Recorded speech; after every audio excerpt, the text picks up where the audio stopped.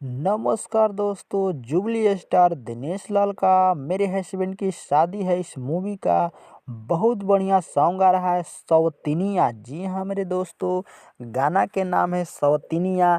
इसमें देख सकते हो दो दो शादी किए हैं तो झगड़ा इसमें हो रहा है, बवाल झगड़ा देख सकते हो। हाथ में बेलना है और इसमें पूड़ी छानने वाला झंझरा लिए हुए है, तो यानी मारा पीटी होने वाला है इस वीडियो में।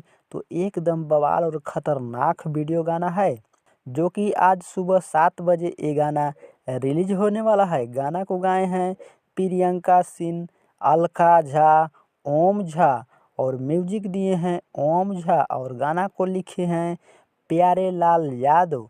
और एकदम बवाल और तहलका मचाने वाला गाना है, जो कि अलग लुक में, अलग अंदाज में, जो कि झगड़ा वाला सॉन्ग है। देख सकते हो पोस्टर में एकदम बवाल झलक रहा है।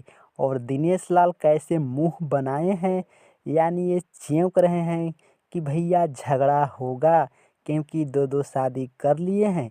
तो गाना एकदम बवाल और तहलका होने वाला है।